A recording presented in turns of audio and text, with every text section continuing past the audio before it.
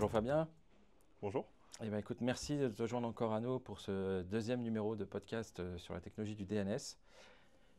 Donc si vous n'avez pas vu du coup ou entendu le premier épisode où on évoque justement tout le pourquoi le DNS, comment c'est arrivé, les principales briques, n'hésitez pas à aller l'écouter. Là on va parler DNS mais focusé sur la sécurité. Ouais, tout à fait, ouais. Alors, je ne sais pas. Justement, aujourd'hui, avec le DNS, on le voit, c'est un vecteur d'attaque. Les menaces grandissent et mhm, les attaquants, ils essayent de rentrer par tous les moyens. mhm. Et du coup, qu'est-ce qu'on risque aujourd'hui avec le DNS, en fait? Effectivement, c'est une bonne question parce que, bon, si on se rappelle de ce qu'on a évoqué un peu tout à l'heure pendant le premier épisode, au final, le DNS, ce qu'on disait, c'est que ça permet de convertir, en partie, un nom de domaine en IP. Euh, Yes. Qu'est-ce qu'on risque avec ce genre de protocole au final? Ça a l'air très simple, on se dit que c'est pas très dangereux, mais au final, il y a Non, je fais juste plein. une requête. Bonjour, Ouais, donne-moi ton voilà. IP, quoi. Je veux dire, Voilà, c'est ça, ça. On ne se dit pas que pourrait y avoir des failles de sécurité dans un protocole qui a un rôle, entre guillemets, aussi simple. Euh, simple, basique, l'essentiel. voilà. Mais au final, il y a étonnamment beaucoup de types d'attaques différentes qui existent sur le DNS. Alors, et ce qui est intéressant également, c'est qu'il y a des types d'attaques qui vont menacer les utilisateurs. Il y en a d'autres qui sont plus sur l'infrastructure DNS en tant que telle. Donc il y en a sur la partie privée, il y en a sur la partie publique, il y en a sur l'autoritaire, il y en a sur le récursif.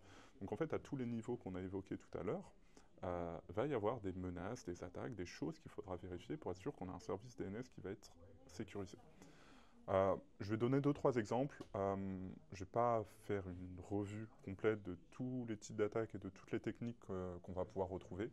Juste essayer d'évoquer les principes généraux. On va commencer peut-être avec l'un des plus connus, le cache poisoning. Je Yes. pense que ça te parle. Le cache poisoning, alors c'est plus une attaque qu'on va retrouver. Donc déjà, c'est une attaque sur les services cache.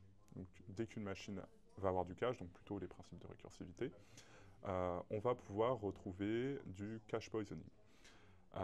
L'idée du cache poisoning, c'est de faire en sorte,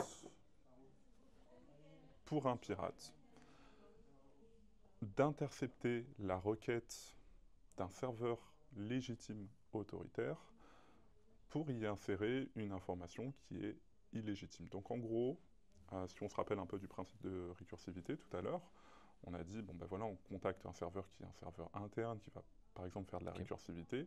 Au bout d'un moment, on va recevoir une réponse, donc pour reprendre pareil toujours l'exemple de google.com, qui va nous dire, ben voilà, google.com, mon IP, c'est celle-là.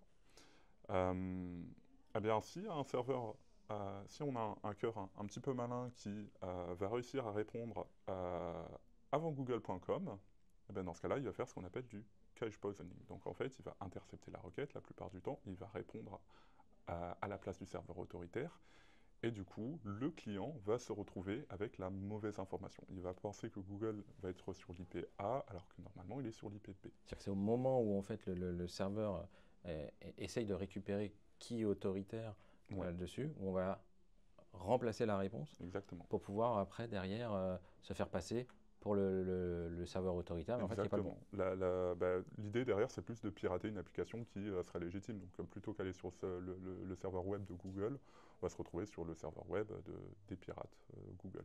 Ok. Et là, Ouais. typiquement, après, Bah attaque après, de phishing, enfin de c'est phishing porte ouverte. pour récupérer des credentials, se faire passer pour Voilà, un là, tiers. Vas-y, donne-moi ton login mot de le passe. hacker, il fait ce qu'il veut à Il ce fait ce qu'il niveau-là, veut hein. après. C'est Il peut nous clairement, présenter tout ce qu'il veut. il a fait son phishing. Et ce qui est un peu vicieux là-dedans, c'est que l'utilisateur, il peut très bien ne jamais s'en rendre compte, hein, parce que si c'est bien fait derrière, il a tapé google.com, c'est censé l'emmener sur Il google.com. peut faire un man in the middle Exactement. complet Hmm. pour rediriger le trafic. Voilà, il peut faire tout ce Euh, qu'il veut. genre, je vois tout ce qui se Hmm. passe Donc sans voilà, pour autant que l'utilisateur, comme tu disais, le voit quoi que ce soit. Et lui, il voit par contre tout ce que fait l'utilisateur. ça c'est c'est un type d'attaque qu'on va retrouver, c'est l'un des plus connus. Il y en a d'autres. Donc alors justement, comment identifier justement tous ces risques sur le DNS? Là, tu nous as donné un type d'attaque. Quels sont les autres attaques Alors, et ouais, justement comment après je pense qu'il y en a d'autres qu'on peut évoquer parce répondre qu'il y là-dessus. il y a un principe Parce que je qui pense est... que ce qui est intéressant, c'est justement pour nous tous, c'est d'identifier les risques ouais. associés. Alors, Donc rien de mieux que comme ça que effectivement donner des cas concrets d'attaque. pour identifier les risques, il y a plein de choses qu'on peut évoquer, mais peut-être avant d'évoquer le sujet, il y a un autre type d'attaque que je vais évoquer parce que celui-là, il va me permettre de parler d'un autre principe qui va être important, tu Ok. vas voir.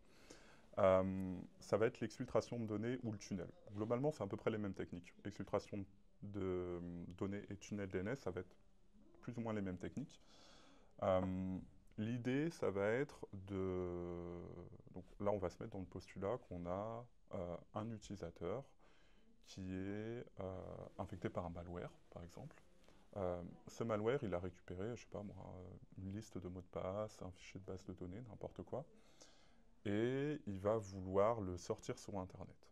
Euh, le hacker également, il va vouloir le sortir sur Internet de manière furtive, et on peut même considérer qu'à ce moment-là, il est sur un réseau qui est sécurisé C'est normalement. ce que j'allais dire. Parce que moi aujourd'hui, mon entreprise elle est protégée, j'ai des firewalls, je fais de l'analyse, je verrai si un fichier essaye de sortir, parce qu'aujourd'hui les ports sont fermés. Je veux dire, Ah typiquement, ben non, les pas ports toujours, hein. CIFS sur le firewall vers Internet, c'est bloqué. Pas toujours, parce que la plupart du temps, le port DNS, il va être ouvert. Et j'en ai besoin, puisque j'ai pour pouvoir faire mes requêtes Internet. Exactement. Donc en fait, on ne peut pas fermer le port DNS, sinon Internet ne fonctionne pas. Donc, Exactement. on est obligé de le laisser ouvert. C'est une faille de sécurité qu'on est obligé de garder, sinon il n'y a rien qui marche. Et donc comment il va faire? Alors là, va falloir avoir de l'imagination pour les auditeurs, mais globalement, il va prendre le fichier, il va le découper en petits bouts, euh, et chacun de ces petits bouts, il va le coller à un nom de domaine public. Donc, on va pas prendre google.com parce qu'on va pas faire ça avec google.com, mais on va faire ça avec hacker.com. Voilà, quelque chose qu'on maîtrise du coup, Voilà, c'est ça. Donc, en tant qu'attaquant bien sûr. Hein. ah oui, exactement. L'intérêt, c'est qu'hacker.com appartient au hacker. Donc là, les petits bouts de fichiers qu'on a découpés, il peut y en avoir 1000, peut y en avoir 100 000, peut y en avoir 1 million. On va tous les transformer en requêtes DNS en les collant avant hacker.com. Ça va être xyz2ws237.google.hacker.com. On envoie ça sur Internet, et là, principe de récursivité. Mhm. Et donc ça finit par arriver sur le serveur DNS autoritaire. De l'attaquant. Exactement. Et en fait, derrière, il va récupérer à chaque fois ces Ouais. petits bribes de Voilà. data Tous les pour les petits bouts, reconstituer tous les petits bouts, il les et récupère ressortir le fichier petit à petit. au Il va le travers d'une reconstituer. requête DNS légitime, Voilà. entre guillemets, bien celle-ci est complètement illégitime, mais d'un point de vue protocolaire, elle respecte parfaitement le protocole, Ah bah elle oui, fait y a sa aucun requête problème. normalement, la requête arrive jusqu'au serveur de l'attaquant et lui, il récupère l'information. Mm. Et en fait, c'est pour ça que je voulais en parler, justement. Euh, Parce que d'un point de vue de la détection, ça a vraiment l'air d'être légitime. Si vous regardez sur votre firewall, ben, vous verrez votre serveur DNS interne qui transmet les requêtes récursives vers Internet, et vous n'aurez aucun moyen réel d'identifier ça si vous n'avez pas une solution qui est dédiée à cette partie. Euh, donc voilà. Et C'est-à-dire que les d'ailleurs, serveurs DNS classiques, comme on avait évoqué dans le premier épisode avec justement tout ce qui est les modèles open source, Bind et tous les autres, eux aujourd'hui laissent passer ce type ah bah bien sûr, oui, il y a aucune sécurité à ce niveau-là. d'exfiltration. Ouais, ouais, exactement. Est-ce qu'il y a Donc voilà. d'autres justement d'autres risques comme ça autour du DNS? Ouais, alors, tout à l'heure je disais que le tunnel c'est la même chose. Donc, en fait, la différence entre l'exfiltration de données que je viens de décrire et le tunnel, c'est que dans le cadre du tunnel, on va par exemple essayer d'encapsuler des paquets IP. Voilà, on va utiliser le principe que j'ai évoqué, et en fait, on va encapsuler des paquets IP, on va avoir également de la réponse. Donc là, il y a une communication qui est... La réponse va être importante. Au travers du DNS. Exactement, ouais. Dans le cadre de l'exfiltration de données, la réponse n'est pas importante. Dans le cas du tunnel, la réponse est importante. Un autre point que je vais évoquer, et ce sera peut-être le dernier exemple d'attaque que je vais évoquer, c'est l'amplification. L'amplification, c'est un type d'attaque DDoS. Et en fait, sur la partie DNS, il y a plein de types d'attaques DDoS qui sont possibles et qui ne sont pas, enfin, qui sont possibles juste pour le protocole DNS. Le principe de l'amplification, ça va être déjà pour l'attaquant de spoofer une IP. Donc pour rappel, le fait de spoofer une IP, c'est le fait de s'attribuer une IP qui appartient à quelqu'un d'autre. Là, l'attaquant, il va spoofer l'IP de sa cible. Donc ça peut être un service web, par exemple, ça peut être un site web sur Internet. Et ensuite, il va chercher un serveur DNS public qui serait vulnérable à ce type d'attaque pour lui faire des requêtes de type ANI. Donc une requête de type ANI, ça signifie que je veux avoir toutes les informations d'une zone. Donc c'est comme si on demandait à Google de nous envoyer tous les noms de domaines qu'il détient. Google Parce que ça, détient, de base, c'est autorisé. Normalement, non. D'accord. Enfin, si vous autorisez ça, vous n'êtes pas dans les bonnes pratiques en tout cas. Ok, on y vient après justement sur les bonnes pratiques, ça tombe bien. Voilà. Okay. Donc normalement, c'est quelque chose qui est vraiment possible sur des serveurs qui sont vulnérables, mais ça arrive toujours. GitHub en 2018, il a subi une attaque de ce type. Hein. Et il y a eu des pics à, si je me rappelle bien, 1,3, c'était 1,35 terabits par seconde de données. DNS. De trafic DNS, d'amplification. De trafic DNS. Ouais, lié à une amplification de données. Okay. Donc mine de rien, c'est costaud, hein, c'est vénère. Et donc, pour en revenir au principe, donc, on demande au serveur DNS public de nous envoyer tous les records de sa zone, mais vu qu'on a une IP spoofée, le serveur DNS répond à l'IP spoofée, qui n'est pas nous. Donc en fait, il va flouder un serveur légitime, et dans ce cas-là, c'est un serveur qui n'est pas l'attaquant qui attaque. Voilà. D'accord. Voilà. Donc il y a ce genre de principe dans le DNS et voilà, c'est pas toujours connu. Ok, donc on peut se retrouver en fait engagé dans une attaque alors qu'on... Ah voilà, vous pouvez être vecteur d'une attaque alors que c'est pas vous qui l'avez initié. Et je respecte les best practices ? Parce que vous n'avez pas respecté les bonnes pratiques. Ah, parce que j'ai pas respecté les best practices. Ouais. Et ben voilà, merci. Du coup, qu'est-ce qu'on fait? Parfait, merci. Qu'est-ce qu'on fait justement pour mitiger ces risques, là qu'on en a parlé? Ouais. Et du coup, commençons déjà par, je pense, appliquer des bonnes pratiques sur nos infrastructures DNS. Exactement. Et puis ensuite, on parlera après justement de solutions qui permettent justement de sécuriser les DNS. Ouais. Alors pour les bonnes pratiques, on ne va pas faire la liste vraiment de tout ce qu'on peut recommander. Les grosses bonnes pratiques, ouais. Je pense qu'il y en a quand même 2-3 qui sont essentielles quand on veut monter une infrastructure DNS. Alors, dans ce cas-là, il y a plusieurs principes à mettre en œuvre. Déjà, il y a des principes de séparation des rôles. Et séparation des rôles à différents niveaux. On n'est pas dans un modèle airbag, mais voilà. Les rôles, c'est important en sécu. En DNS, c'est pareil, on va retrouver cette notion de rôle et de séparation. Exactement, un serveur a un rôle bien défini. Donc on peut par exemple séparer l'autoritaire et le récursif. C'est quelque chose qui se fait beaucoup. Comme ça, on sait qu'un serveur précisément est dédié à l'autoritaire, un serveur précisément est dédié à la partie récursif.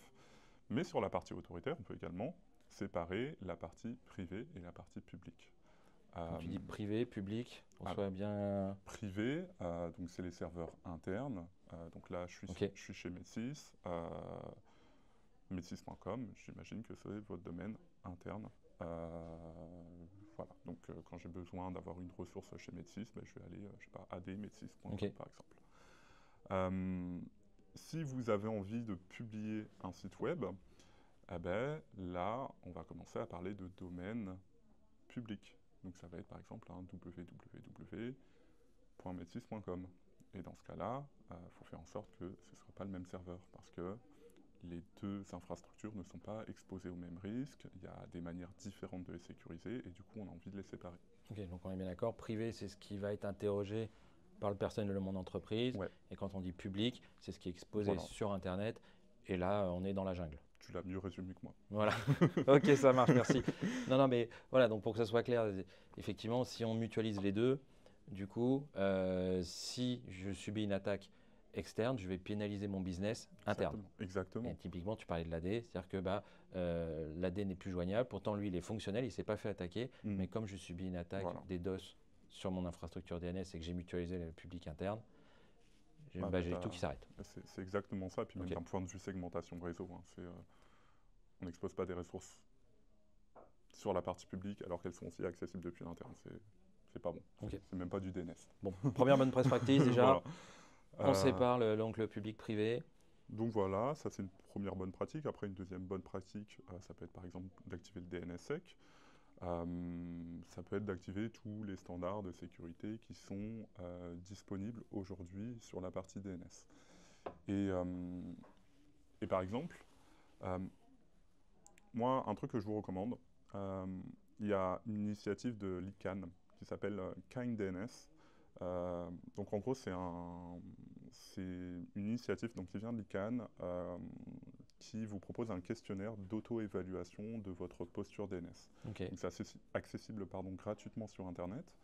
Et je ne sais pas si on pourra peut-être mettre le lien Ouais, c'est ce que j'allais dans la te description proposer. du podcast. Si tu peux nous donner le lien, Je vous donnerai le on le lien. mettra dedans. Ouais. Et donc vous cliquez sur le lien, vous avez un questionnaire à remplir, ça prend un peu de temps, mais au moins ça vous force à vous poser les bonnes questions. Où sont vos serveurs autoritaires, où est la récursivité, comment vous avez configuré. Une fois que vous avez rempli ce questionnaire, eh ben voilà, vous avez un rapport qui est assez conséquent, enfin qui fait plus d'une dizaine de pages, et qui vous dit ça c'est bien, ça c'est pas bien, là les bonnes pratiques c'est ça, là les bonnes pratiques c'est ça, vous les respectez ou vous les respectez pas. Donc ça permet vraiment d'évaluer la posture que vous avez sur le DNS et d'offrir des pistes pour l'améliorer. Lors du premier épisode, on avait parlé justement du serveur autoritaire. Est-ce que lui, il doit être plus protégé que d'autres? Est-ce qu'il doit être exposé même en interne? Ou est-ce qu'il vaut mieux plutôt le rendre caché un petit peu, le préserver?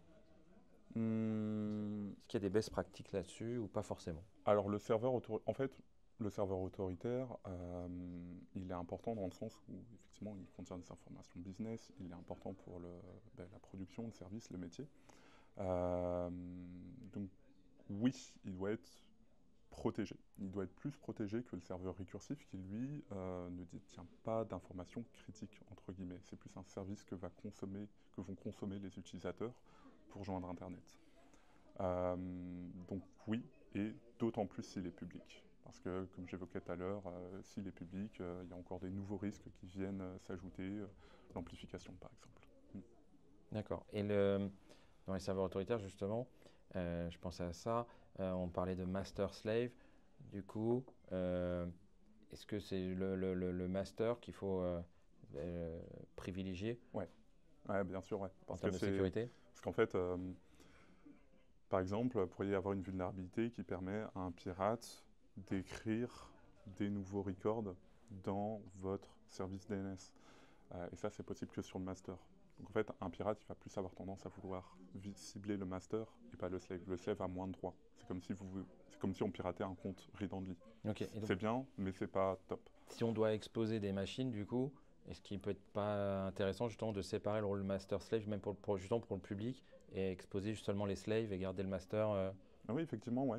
Alors, il y a un type d'architecture qui existe sur cette partie. Alors, pour la gestion du public, on appelle... alors là, je vais le prononcer très mal en anglais, je suis désolé. Mais c'est le style. On est en France. Ouais. On va faire du franglais. Je ne sais pas si on le dit en français, mais en français, ça voudrait dire architecture furtive. Okay. Et en gros, l'idée, c'est que donc là, c'est plus pour des architectures publiques, autoritaires. Et donc, on a souvent, quand on expose des domaines publics, on en a deux, comme toujours, hein, on veut de la redondance. Et donc, on expose un faux master et un slave. Et en fait, on fait en sorte que le vrai master, qu'on appelle également l'hidden master, se retrouve dans la DMZ. Et que c'est lui qui contrôle vraiment les écritures sur la zone. Du coup, d'un point de vue d'un pirate qui chercherait à attaquer ces machines, lui, le pirate va penser qu'il attaque un master, en fait il attaque un slave, et l'autre c'est aussi un slave. Donc okay. Déjà là on réduit la couverture. Ok. Et du coup en plus je pense qu'on peut avoir du coup de faire des use cases pour les SIEM pour les SOC quoi. Ouais voilà c'est ça, okay. après tout ça on peut le bloquer. Détecter. Exactement, on peut bloquer les IP qui initient les attaques. Ouais. Bah, écoute, merci pour ça. Et du coup, là on a fait une petite overview un peu justement des risques, les grands types d'attaques. Voilà. Il y en a beaucoup. Voilà, mais voilà, l'objectif, c'est pas non plus d'être exhaustif à 100% là-dessus. Ouais. Mais du coup, côté vous, EIP, est-ce que vous avez des solutions, du coup, justement, pour se protéger contre les attaques qu'on a évoquées? Oui, tout à fait. Alors nous, on a deux grands produits. En réalité, il y en a un peu plus, mais on va vraiment évoquer les deux grands aujourd'hui. On a ce qu'on appelle ThreatPulse. Alors, ThreadPulse, c'est une approche par firewalling, on va dire entre guillemets, où en fait on va vous proposer une liste de noms de domaines qui sont catégorisés par notre équipe sécurité. Et donc on va dire, ce nom de domaine, il a été identifié par nous parce qu'il est impliqué dans des activités de phishing, de botnet, de malware, etc. Euh, mais si on ferait que ça, ce serait pas très drôle. Alors on fait quoi? Alors on va faire d'autres choses, d'autres catégories qui sont un Ok. peu plus spécifiques au DNS. C'est quand même notre métier, donc on va essayer d'aller un peu plus loin dans cette partie. Parmi les exemples que je peux citer, c'est par exemple le DGA. Je ne sais pas si tu connais Les noms de l'acronyme. domaine Ah tu connais, parfait. générés Ouais, c'est de ça. façon algorithmique. Exactement. Yes. Ça, c'est un peu compliqué pour faire de la détection parce que le principe du DGA, c'est que souvent, il va changer chaque jour. Du coup, là, je suis en train de dire que j'ai un feed avec des listes de noms de domaine et qui sont catégorisés, mais comment je fais avec ce feed pour identifier des DGA? Nous, on peut, parce que déjà, c'est un feed qui se met à jour toutes les 15 minutes. Donc automatiquement, réactif, hein. c'est réactif, il y a du machine learning, il y a une vraie équipe avec des humains aussi derrière qui font de la qualification. Mais surtout, l'avantage qu'on va avoir, par exemple pour identifier des DGA, c'est qu'on a des partenaires qui sont des opérateurs Internet et plein d'autres acteurs de l'IT. Typiquement, un DGA, quand il commence à utiliser, c'est très visible. Sur Internet, on a un pic d'activité sur un domaine qui n'a jamais été utilisé avant. C'est un très bon indicateur. Et ça, les machine learning, ils aiment bien ça. C'est très facile à identifier pour du machine learning.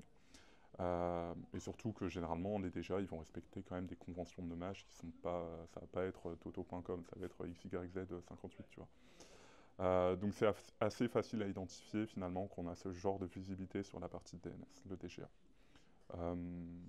Un peu sur le même principe, par exemple, on va proposer dans le feed du NOD. NOD. Ah, celui-là. Ah, tu l'as pas. Ah, celui-là, je l'ai pas. Pourtant, c'est pas compliqué. Newly Observed Domain. Ok. Voilà, tout simplement. Donc, c'est les domaines qui n'étaient pas un peu au principe, dans le même principe que le alors DGA. du coup, je connaissais pas l'acronyme. Mais je sais pas s'il est très répandu pour être honnête. Non.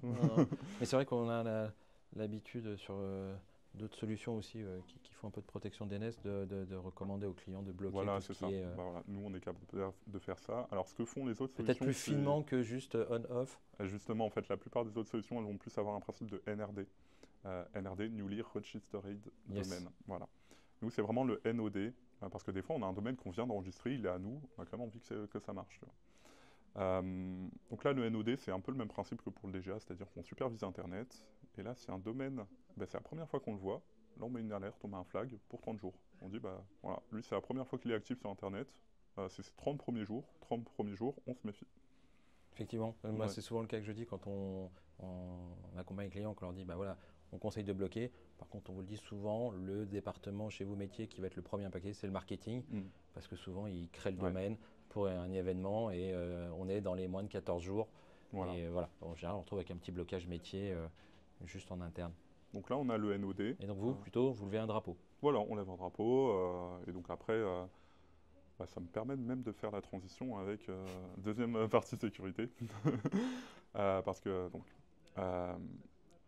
donc sur la partie ThreadPulse, on peut avoir des mécanismes très simples où en fait, juste on bloque et on ne se prend pas plus la tête ou alors on fait une alerte. On peut avoir des principes qui sont un peu plus évolués où en fait on va faire des règles qui dans certains cas, pour certains tags, vont bloquer, dans certains cas, pour certains tags, vont pas bloquer. Quand je dis tag, c'est catégorie. NOD c'est une catégorie, DGA c'est une catégorie, malware c'est une catégorie. Donc derrière, on va avoir l'autre produit de sécurité chez Chantal qui s'appelle Guardian, qui va faire de l'analyse comportementale. Là, l'idée de Guardian, c'est plus de venir analyser le cache DNS pour identifier des comportements qui sont malveillants. Donc avec Guardian, on va créer des règles comportementales qu'on peut mettre en lien avec ThreadPulse. C'est pour ça que ça m'a d'où la connexion transition. Voilà. Exactement. Ok. Alors, ce qui est intéressant avec Guardian, c'est que par exemple, si je reprends mon exfiltration de données. Yes. Qui utilise le protocole standard DNS. Exactement. Rien de bizarre là-dedans. Mon firewall va laisser passer parce que j'ai autorisé le DNS. Même s'il monte au niveau applicatif, il verra une requête DNS standard, donc il la laissera passer. Voilà. Il n'y a pas de raison qu'il bloque, sinon Internet ne marche pas. Donc pour l'exfiltration de données, l'un des trucs qui est symptomatique, c'est le fait que un client ou un ensemble de clients, leurs requêtes vont toujours provoquer de la récursivité et en plus vont contenir beaucoup de données dans le sous-domaine. Ok. C'est très reconnaissable, forcément. Oui, parce que du coup, elle peut on veut pas être en sortir- cache. Bah Parce oui, que voilà. chaque fois, c'est une nouvelle requête. Exactement, ça peut pas être dans le cache. Le but, c'est de sortir sur Internet, donc forcément, on peut faire de la récursivité. Il y a beaucoup de données dans la requête DNS. Forcément, on essaye d'exfiltrer de la donnée, donc on essaye à chaque fois de mettre un maximum de données. Et généralement, on essaye de faire ça quand même rapidement. On ne va pas envoyer une requête par seconde, c'est trop lent. Non, parce que Ouais, voilà, on mettrait très longtemps à exfiltrer une base de données. déjà, c'est pas forcément une méthode qui est très rapide. Alors, c'est pas une... C'est efficace, mais c'est pas très rapide de Exactement. base, donc effectivement. C'est pas une méthode qui est connue pour être rapide, c'est une méthode par contre qui est connue pour être furtive. Donc pour l'exfiltration de données, ben nous, on va avoir ce moteur de sécurité qui est installé sur le service DNS en tant que tel, et en fait qui va vérifier justement si un client, à chaque fois qu'il fait une requête, est-ce qu'il a tendance à toujours passer par la récursivité, est-ce que la moyenne des données qu'il transmet est importante ou non, est-ce qu'il a une fréquence de transmission de données qui est importante. Et donc on a une quarantaine de métriques sur lesquelles on peut jouer. Mais globalement, voilà, comme ça, on va identifier des comportements comme le tunnel, l'exfiltration, et donc ça peut être mis en lien avec ThreatPulse, ou on peut également jouer avec les catégories pour dire exfiltration de données, malware, DGA, enfin tout ça, on met en lien. Intéressant. Voilà. Du coup, super. Voilà. Là, je pense que j'ai un peu parlé des deux offres principales qu'on a sur la partie sécurité. Je vais quand même juste mentionner le fait qu'on a également un portail d'investigation qui permet, si par exemple on a un doute sur un nom de domaine, d'aller un peu plus loin sur l'investigation. On met ça en relation avec d'autres acteurs de la sécurité, par exemple Umbrella. Donc voilà, pour aller encore plus loin, plutôt pour les équipes SOC, ils sont capables d'avoir une base de connaissances consolidée sur les noms de domaine. Eh ben, écoute, merci Fabien en tout cas. De rien. Je pense que là on a encore couvert sur cet épisode les gros vecteurs d'attaque, identifier un peu les risques, les solutions qui sont offertes par Efficient IP. Alors je vais peut-être juste rajouter un truc vu qu'on arrive sur la fin.